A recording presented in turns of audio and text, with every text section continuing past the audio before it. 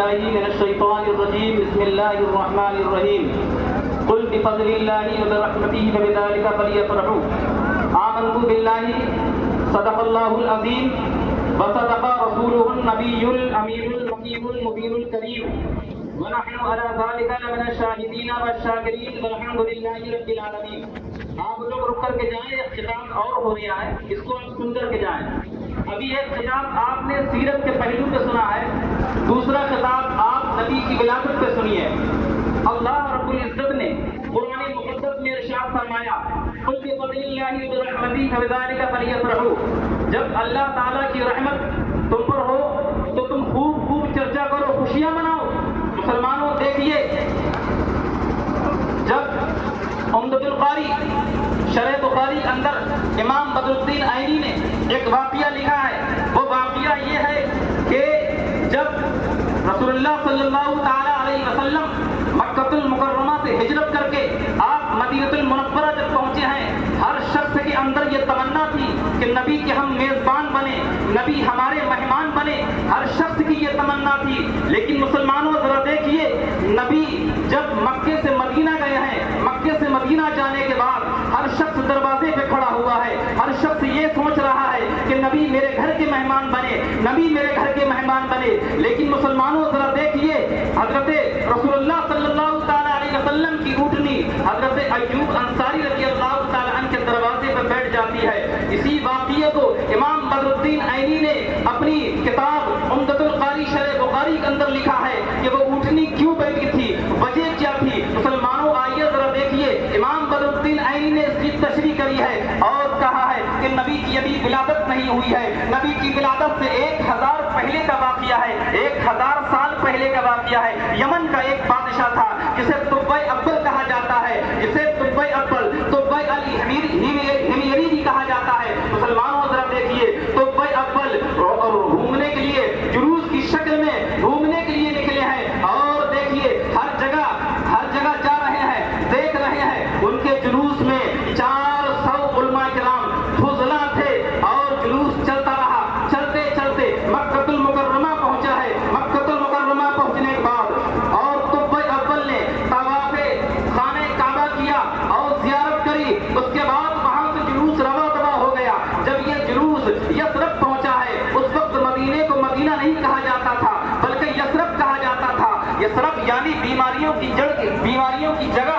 وہ جہاں جو چیز تھی وہ بیماریوں کی جگہ تھی. لیکن مسلمانوں جب نبی اس زمین پر تشریف لے گئے ہیں, نبی کی قدموں کی برکت سے اللہ تعالیٰ نے یثرب کو مدینہ بنا دیا. مسلمانوں ذرا دیکھیے, جب یہ جلوس طبع اول کا مدینہ المنورہ یعنی یثرب پہنچا ہے, مسلمانوں کو 400 فضلاء اور علماء, مسلمانوں دیکھیے ان لوگوں نے کہا, اس سے طبع اول سے کہا, کیا کہا, اے بادشاہ ہم تمہارے ساتھ ساتھ تھے, تم نے جو کہا میں نے کیا, تم نے جو کہا میں کرتا رہا, لیکن اب ہم یہاں سے کہیں نہیں جائیں گے, ہم یہیں رکیں گے. آپ کو جانا ہے تو آپ چلے جائیے. طبع اول نے پوچھا ہے اپنے جو ان کے ساتھ 400 عالم تھے, 400 فضلاء تھے, آسمانی کتابوں کے عالم تھے, جب ان سے پوچھا گیا تو انہوں نے یہ کہا میں نے کتابوں میں یہ پڑھا ہے کہ یہی وہ جگہ ہے جب رسول اللہ صلی اللہ تعالی علیہ وسلم پیدا ہوں گے. مکے میں 53 سال کی عمر گزارنے کے بعد جب آپ ہجرت کریں گے اسی جگہ پہ آئیں گے,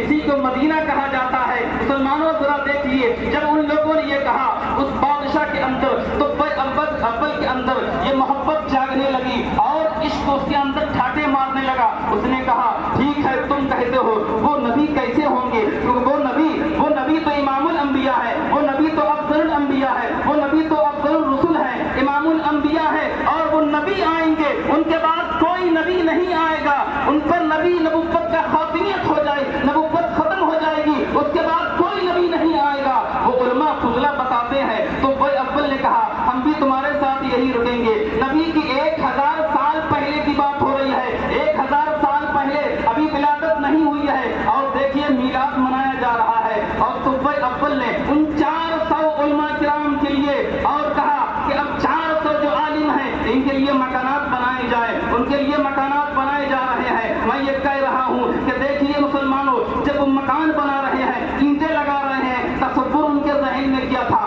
ان کے ذہن میں تصور یہی تھا کہ नबी तशरीफ लाएंगे। यही तो नबी का मीलाद है, नबी का जिक्र मनाना ही नबी का मीलाद है। मुसलमानों जरा देखिए, एक एक ईंट लगाई जा रही है, मकान बनाए जा रहे हैं उन 400 उलमा के लिए। तो अव्वल ने मकान बनाने का आर्डर दे दिया, मकान बनाए जा रहे हैं, मकान तैयार हो गए। एक मकान उसमें से 2 मंजिल का बनाया गया। तो अव्वल ने कहा ये मकान जो है, जो 400 उलमा में सबसे बड़े आलिम है, ये मकान उनके लिए है। अजब तो अव्वल को एक वक्त गुजर गया, एक जमाना हो गया, कुछ सालें गुजर गई, तो अव्वल की तबीयत खराब हो गई। जब तबीयत खराब होने लगी तो अव्वल ने कहा मैं तो अब जाने वाला हूँ, अब हम रसूलुल्लाह की ज़ियारत नहीं कर पाएंगे उन 400 उलमा किराम के लिए। तो अव्वल ने खत लिखा है, खत लिखा है और ये कहा ये खत मेरे नबी को दे देना, ये खत इमामुल अंबिया को दे देना, जो नबी तशरीफ लाएंगे, मदीनतुल मुनव्वरा आएंगे और इस सरजमीन पे आएंगे। और वो जो 2 मंजिल का घर बनाया था वो ये नबी के लिए बनाया गया था, 1000 साल पहले बनाया गया था। और सबसे बड़े आलिम उस मकान में रह रहे हैं। उन आलिमों की शादियां भी कराई गई, उनकी आलिमों की शादियां भी कराई गई, इसलिए कि इनके जब बच्चे होंगे, अगर ये आलिम दुनिया में नहीं रहेंगे तो इनके बच्चे होंगे, अगर वो नहीं होंगे तो उनके बच्चे होंगे, वो नहीं होंगे तो उनके बच्चे होंगे। वो ये कह रहे थे कि हमारी नस्लों में ही से होना चाहिए, हमारी नस्लों में हो।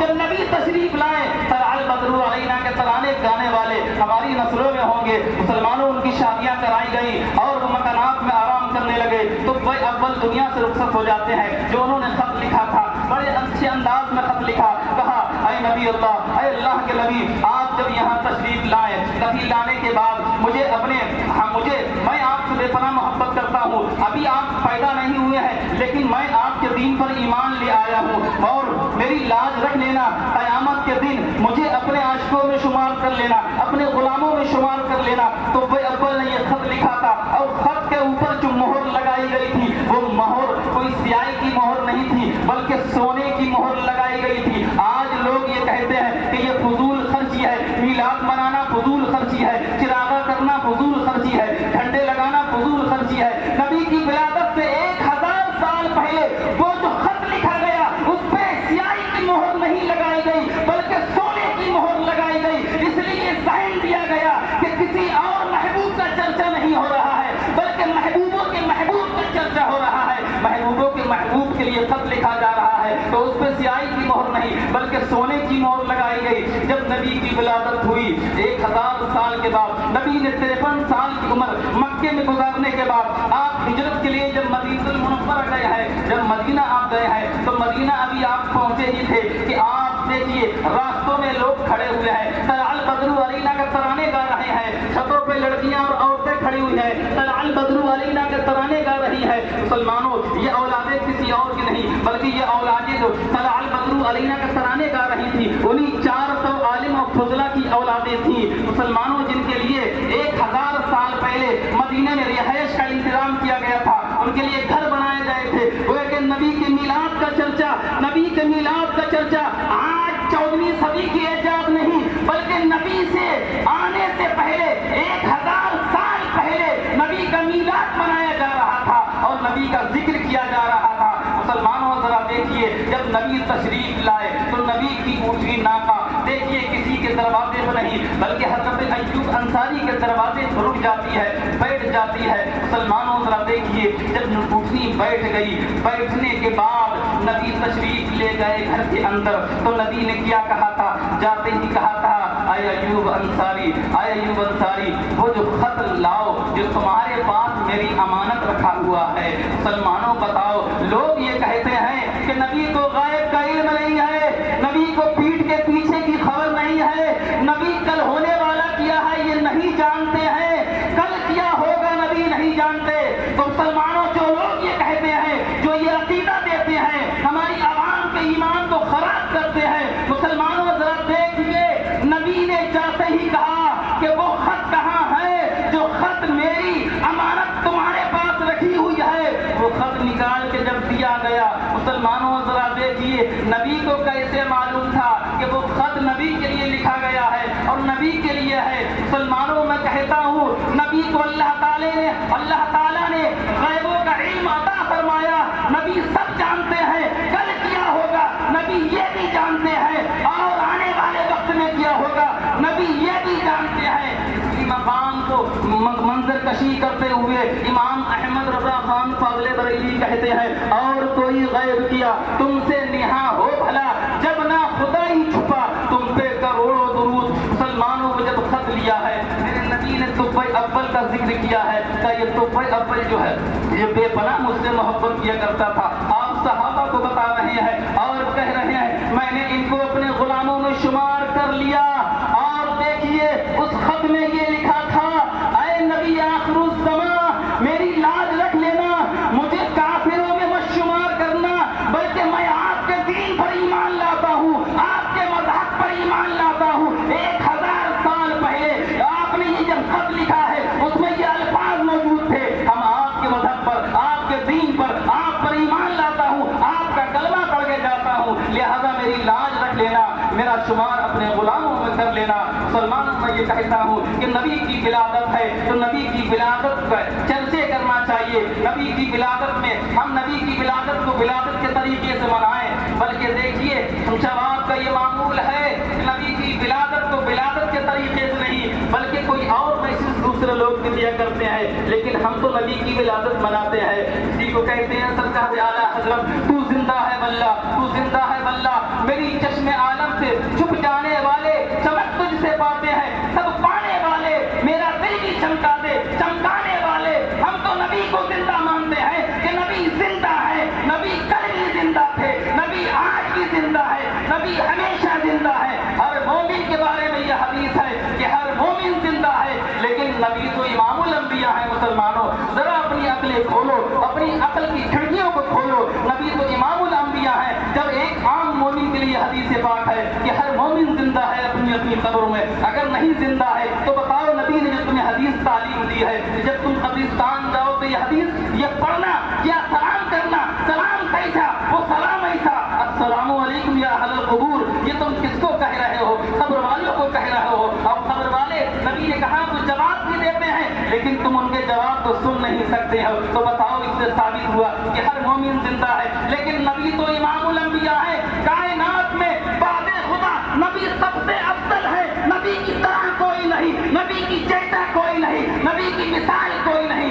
नबी की तमसील कोई नहीं, नबी की तरह कोई नहीं। मुसलमानों जरा देखिए नबी के जैसा कोई नहीं है और नबी की समाअत सबसे आला समाअत है। हम यहाँ से पुकारेंगे अस्सलातु वस्सलामु अलैका या रसूल अल्लाह, अस्सलातु वस्सलामु अलैका या हबीब अल्लाह। नबी मेरी आवाज को सुनते हैं, ये मेरा अकीदा है और इस पे हदीसें भी कई हदीसें हैं कि हम जो पढ़ते हैं दुरूद, हम जो सलाम पढ़ते हैं तो फरिश्ते इस दुरूद को, इस सलाम को पहुंचा दिया करते हैं नबी के पास। लेकिन एक और हदीस है, नबी ने खुद कहा मैं उसके सलाम को खुद सुनता हूँ, मैं उसके दुरूद को खुद सुनता हूँ। मुसलमानों मेरा भी यही अकीदा है कि हम यहाँ से पुकारेंगे या रसूल अल्लाह हम मुश्किल में हैं, या रसूल अल्लाह हम भंवर में फंसे हुए हैं, तो हमें यकीन है कमली वाला सुन रहा है। अगर नहीं सुनता आओ तारीख का मुशाहिदा करें। आप जानते हैं इमाम सादुद्दीन तफ्ताज़ानी को आप जानते, लेकिन उलमा जानते हैं इन्होंने इमाम सादुद्दीन तफ्ताज़ानी की किताबें पढ़ी हैं,